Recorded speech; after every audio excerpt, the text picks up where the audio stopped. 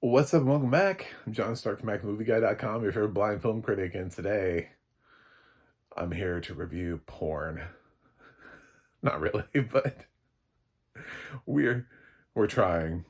We're trying the Skinamax thing on Netflix, aren't we? This is Fall for Me. Yeah, Fall for Me. This is a movie, and it's set in Europe. It's got fancy locations, sexy young people, and they're gonna do it. They're gonna do it a lot. I hope you're ready for it. It's not necessarily so much that they do it a lot, because they don't, but it's just in how they do it. It's the comically over sexualized nature in how these people meet. You know, like the porn joke with like the pizza guy. It feels like that. Like there's a scene. I'm just gonna straight up spoil it when I get to it. But anyway, this the sex and why it's so ridiculous. But so I don't remember any of these characters' names. I think they're like Lily and somebody, her sister. Uh so this film is obviously low budget. I don't know anybody in the cast except for I noticed Thomas Kretschmann was in a smaller role. He should be the lead. He's the biggest name in the cast. Um, and at first I was like, is this a dub? Because sometimes, and the audio description was written well. The voicing was okay, but I could have been convinced it was AI. It's like in that nebulous area where I'm like, it might be AI. I've heard some good AI voices. Um, it was credited, they started to credit at the end. Netflix does this thing where, and I love how they do it too. They have it timed perfectly so that right when the audio description company is telling us blind people the one thing we would need, they also pop up with their next up on Netflix, which triggers the screen reader to start reading me off that crap instead of like the movie. So at the one time that we might actually want to hear in the credits, the one thing that applies to just us is also the same part where they have that pop up. They can't figure out how to dodge that. I did hear Adrenaline Studios, and I got written by, and then it was like, and just started trying to promote the next thing. So, don't know who's written by, probably human narrator. And just to tackle the audio description while I'm talking about it, since I'm blind, and that's probably why you're here, or maybe not. Maybe you just like, no one else is reviewing this movie. We'll get to it. Subscribe. Uh, the audio description is fine. The fact that it gets through the sex scenes as well as it does is the reason why I would give it a pass. The problem with the audio description, that some people are going to have a problem with it, is that the film is bilingual, so it doesn't translate anything that's bilingual. So if you're blind, you will enjoy this film primarily if you're fluent in English and I believe Spanish. I don't know if there's another language in here, like Italian or German or anything like that, or French. I was trying to pick up and see if I could hear different things, but I do know that there's Spanish in here, and it doesn't translate it. And it's not one of those things where it's like it's a little passing reference where you're not supposed to understand it. There's a significant amount of the film that is not in English. I don't know, 15%, 10 to 15% of the movie. So yeah, yes, the majority is English, so you're not going to be like totally lost, but there are like full conversations that are had, never translated, and I'm using my like Duolingo Spanish. I'm like, I kind of got some of that. Anyway, so there are two sisters. I think they own like a fancy property or something. The I want to say the younger one ends up meeting this guy who the sister's not crazy about. And meanwhile, she's gonna go to the club, and she's gonna meet this bartender, Tom. I believe his name was Tom. And they're gonna kind of flirt a little bit, and then later on you'll find out, when she's having like a problem with the water in her house, that Tom lives freakishly close to where she does, and he comes over to like help her. And he I mean, he's hot, but he's like cartoonishly hot, like.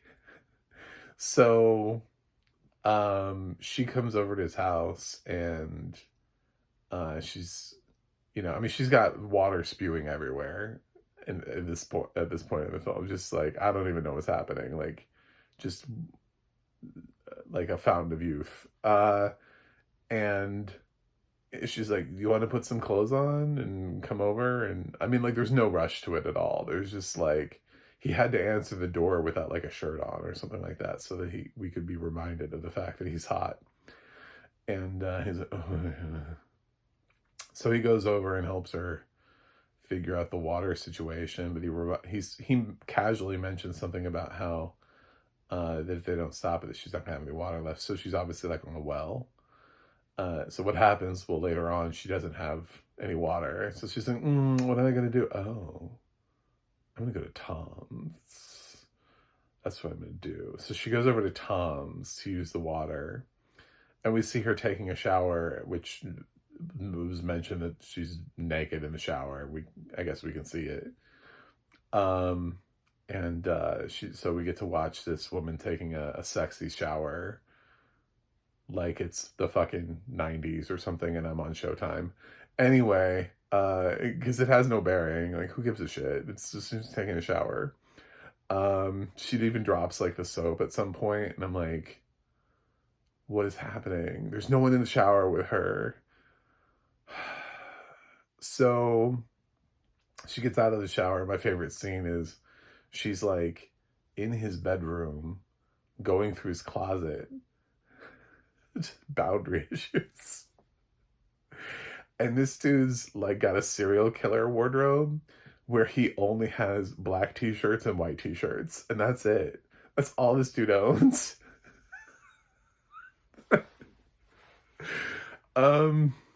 So of course the next scene is them fucking. Like that. She's like, "Oh my god, I love your limited selection of t-shirts." So yeah, she goes down to the kitchen. I think he's like making food or something like that. I can't remember how it starts, but like, he has her on the counter, and he's like dribbling blood orange on her belly and like licking it off. And I'm just like, I'm cracking up. I'm just like, what is happening in this movie? Because all of a sudden it's just like, and the descriptions are all like, she's arching her back in pleasure. He puts his head between her legs. I'm just like, this went from 0 to 100 really fast. So we have this kitchen sex scene between the two of them. Will not be the only time that they have sex, by the way. But it is the funniest, because I love how like immediately he's like there's no like warming up to it. There's just like, blood orange on your belly. Yes. This is what I've wanted. So, so the plot of the movie is she has a property, some skeevy people want it, and spoilers, I guess, there's in case you forgot, Netflix had a movie called The Tinder Swindler. It was during the pandemic. You may have forgotten that. It was a documentary. They made that into a movie. So this is basically that, for all intents and purposes, as the antagonist here is somebody who just bounces from women to women and sucks them dry of their money or property or whatever, and then just moves on. So that's what they're looking to do here. That's the movie. It's like mildly interesting. It actually gets more interesting towards the end when you kind of try to see like, ooh, how's this movie gonna end? Who's gonna get their comeuppance? Is anybody gonna get, you know? None of the acting's really that strong. I started off in the movie thinking it was really silly. It stays silly for a while. The movie gets a little bit better when they introduce the Tinder swindler hook in a way that's interesting, with the fact that the guy has this ex who has found them, but then they don't really do too much with it. They and her younger sister's kind of a dumbass, so it's kind of like the movie just kind of goes where it wants to go instead of following.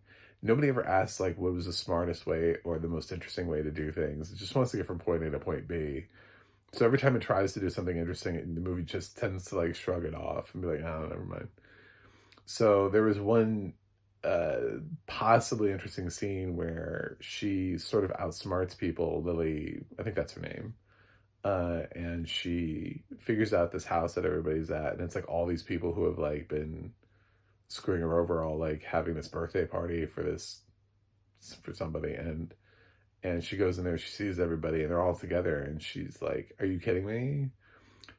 That's not the end of the movie, though. I feel like that should be, I feel like that should be the, you know, I bust the windows out your car, like just set some shit on fire and then like walk away, you know, like, no, we've still got like 20 minutes after that. So it's not, this movie doesn't fully work, but it is intriguing. This movie is not as bad as some other Netflix movies that I've seen, certainly, or some other films I've seen this year, just from any studio.